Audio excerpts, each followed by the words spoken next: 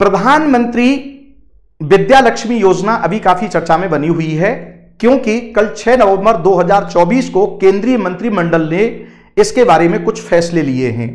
क्या हैं वो फैसले, आप पर उसका क्या प्रभाव पड़ेगा, आइए उसे विस्तार से जानते हैं। जैसा कि हेडलाइन में स्पष्ट किया गया है कि अब छात्रों को उच्च शिक्षा प्राप्त करने के लिए पैसा उनके मार्ग की बाधा नहीं बनेगा। कैसे नहीं बनेगा, समझते हैं इसको। प्रधानमंत्री विद्या लक्ष्मी योजना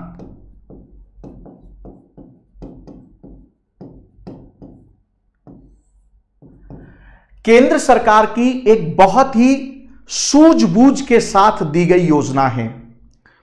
2015 में तत्कालीन वित्त मंत्री अरुण जेटली साहब ने कहा था कि भारत की कुल आबादी का 54% युवा आबादी है, जो कि 25 वर्ष तक की आयु वर्ग का युवा है, और इनमें से केवल कुछ ही लोग हैं जो कि अपने रोजगार में निरंतरता बनाए रखने के लिए उच्च कौशल की शिक्षा प्राप्त करते हैं। बाकी के धन की कमी की वजह से ये उच्च कौशल के लिए शिक्षा प्राप्त नहीं कर पाते हैं। तो हमें इस पर विचार करना है और मेक इन इंडिया का जो हमने नारा दिया है उसको सार्थक बनाने के लिए 21वीं शताब्दी में हम अपने इन युवाओं को न केवल शिक्षित बल्कि इन्हें रोजगार के लिए शिक्षित करना होगा। और इस सोची समझी नीति के तहत प्रधानमंत्री विद्या लक्ष्मी कार्यक्रम आरंभ किया 2015 से। कल 6 नवंबर 2024 को इसके बारे में क्या फैसला लिया गया। 6 नवंबर 2024 को फैसला यह लिया गया कि 2024-25 से लेकर के 2030-31 यानी 7 वर्ष के लिए इस योजना के तहत 3600 करोड़ रुपए आवंटित किए हैं।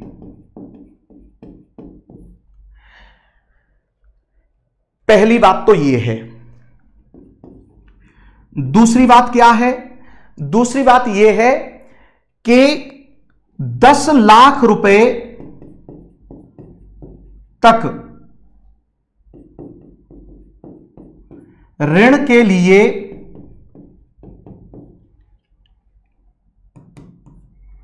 बिना किसी गारंटी और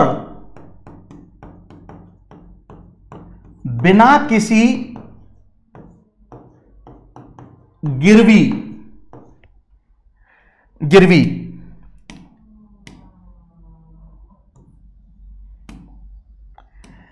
बिना किसी गिरवी के लोन प्राप्त कर सकते हैं। ध्यान रहे, बिना किसी गारंटी के और बिना किसी गिरवी के आपको लोन प्राप्त करने के लिए प्रावधान किया है। पहली बात। दूसरी बात इसमें यह कही है। तीसरी बात इसके अंतर्गत क्या है, तीसरी बात यह है कि ऐसे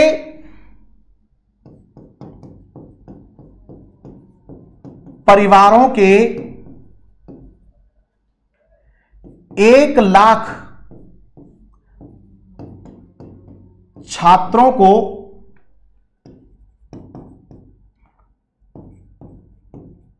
जिनकी वार्षिक आय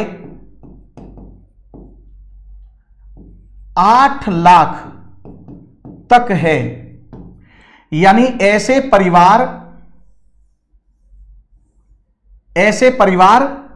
जिनकी वार्षिक आय 8 लाख तक है, इन परिवारों के 1 लाख छात्रों को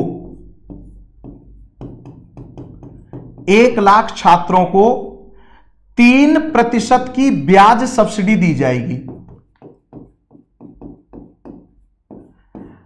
अब जरा इस प्रोविजन को समझिए। जैसे अगर मान लीजिए बैंक से आपने 1 लाख रुपए लोन लिया और आपको 8% वार्षिक ब्याज देनी है, यानी 1 साल में 8,000 रुपए देना है 1 लाख रुपए पर, तो इसका मतलब क्या हुआ कि 5% ब्याज देनी है आपको इस वाली स्लैब में, 8% नहीं, यानी जो ब्याज डिसाइड होगी उसमें 3% की सब्सिडी कौन देगी? केंद्र सरकार देगी इस योजना के तहत। इसका यह मतलब है। आशा करता हूं यह चीज आपको समझ में आ गई होगी। दूसरा पहलू इसमें यह है।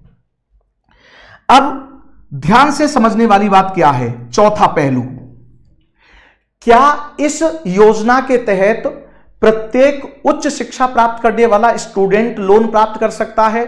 तो इस प्रश्न का उत्तर है नहीं, क्योंकि केवल उन शिक्षण संस्थानों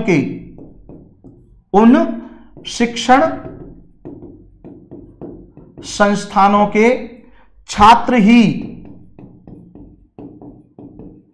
इस योजना के तहत ऋण प्राप्त कर सकते हैं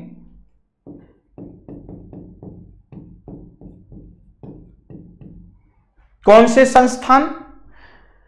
जिनकी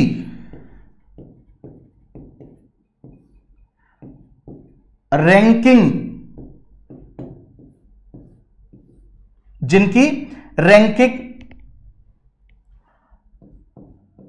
NIRF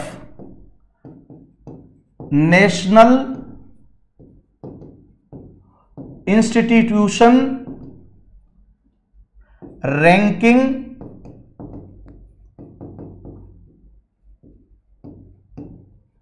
फ्रेमवर्क के, यानी NIRF के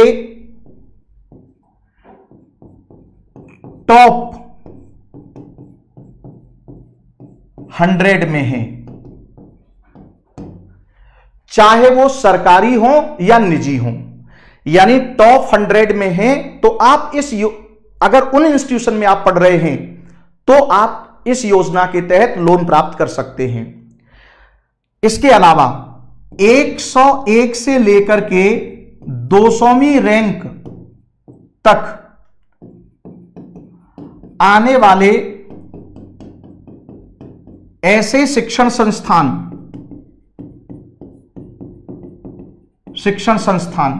जिन्हें केंद्र सरकार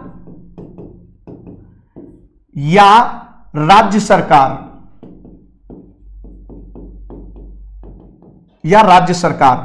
फंडिंग करती हो,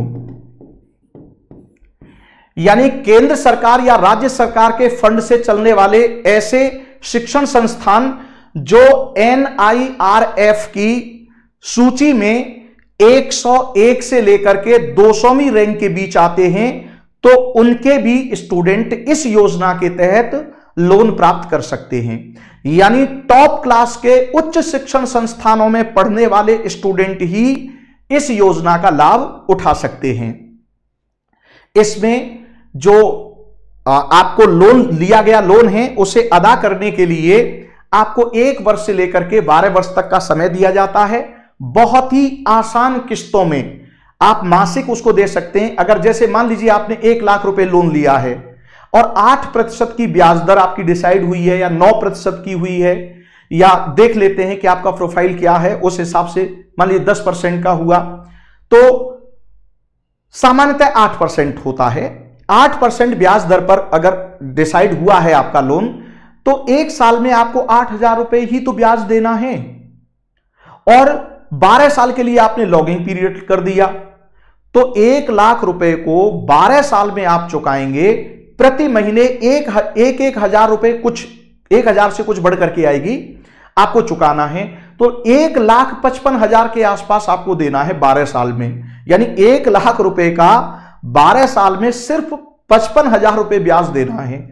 और अगर आप किस में आते हैं, अगर उन 1 लाख स्टूडेंट में आपका चयन हो गया जिनके परिवार की वार्षिक आमदनी 8 लाख से कम, अब 8 लाख से कम वाले तो बहुत परिवार होंगे, लेकिन केंद्र सरकार ने कहा है कि नहीं नहीं, हम केवल 1 लाख का ही चुनाव करेंगे। तो अगर उसमें आप आ जाते हैं सौभाग्य से, तो आपको उसमें भी 3% की छूट मिल जाएगी। यानी अब आपको 8% ब्याज नहीं देना है, बल्कि आपको सिर्फ 5% देना है बैंक को। 3% कौन देगी? आपकी केंद्र सरकार देगी। अच्छा, इसमें एक और खास बात है कि आपको बैंक के चक्कर नहीं लगाने हैं।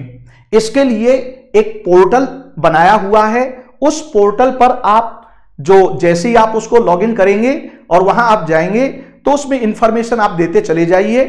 3 बैंकों में आपको एक साथ अप्लाई करने का मौका मिलेगा और वो सब ऑनलाइन आपका होता है और उसकी प्रॉपर मॉनिटरिंग होती है। इसमें किसी भी तरह के फ्रॉड होने की कोई गुंजाइश नहीं है, कोई आपसे भ्रष्ट आचरण नहीं किया जाएगा। इसमें एकदम फेयर है, पूरी तरह से ट्रांसपेरेंसी के साथ ये योजना क्रियान्वित होनी है, राइट ना। और ये 2015 से चली आ रही है। मैंने आपको बताया था कि ये कार्यक्रम एक सोची समझी रणनीति के तहत है। अभी ये 7 साल के लिए एक नया प्रोग्राम ये दिया गया है और इसका लाभ कितने लोगों को मिलेगा, कैसे मिलेगा, अब जरा उस पर आ जाइए। तो अभी जो ये शर्त है, इस शर्त के अकॉर्डिंग यानी टॉप 100 और गवर्नमेंट फंडिंग वाले जो इंस्टीट्यूशन हैं 101 से लेकर के 200 के बीच, इन सभी को मिलाकर के वर्तमान में लगभग 850 शिक्षण संस्थान आ रहे हैं। यानी इन शिक्षण संस्थानों में वर्तमान में 22 लाख स्टूडेंट पढ़ रहे हैं। तो इसका मतलब इस योजना का लाभ सीधे सीधे किनको मिलना है? इन 22 लाख स्टूडेंट। ये 22 लाख के 22 लाख अप्लाई कर सकते हैं, इसमें कोई वो नहीं है। लेकिन केवल 1 लाख लोगों को ही चुना जाएगा। किसके लिए? यानी ब्याज में सब्सिडी देने के लिए। और उनकी शर्त क्या है कि उनके परिवार की वार्षिक आमदनी 8 लाख रुपए तक ही होनी चाहिए। लेकिन केवल 1 लाख का चुनाव करेंगे उसमें ये। बाकी इस मामले में तो फिर सभी आ जाते हैं, इसके लिए किसी तरह का कोई प्रतिबंध नहीं है। प्रतिबंध है तो केवल यही है कि आप इस तरह के यानी टॉप क्लास के इंस्टीट्यूशंस में आप पढ़ रहे हो, तभी आप इस योजना का लाभ उठा सकते हैं। ठीक है, तो ये 22 लाख को, इसके साथ साथ आप 7 लाख लोगों को इन 7 साल के अंदर 7 लाख लोगों को आप सब्सिडी सहायता भी दे पाएंगे। यानी 7 वर्ष के अंदर 7 लाख अतिरिक्त छात्र होंगे जिन्हें सब्सिडी सहायता मिलेगी। सब्सिडी सहायता मिलेगी। तो यह है प्रधानमंत्री विद्या योजना, जो कल 6 नवंबर 2024 को दी गई है अगले 7 वर्ष के लिए। आशा करता हूं कि यह चीज आपको समझ में आई होगी। आज इतना ही। कल फिर इसी तरह का एक करंट टॉपिक लेकर के मैं हाजिर रहूंगा। तब तक के लिए आप मुझे इजाजत दीजिए। जय हिंद।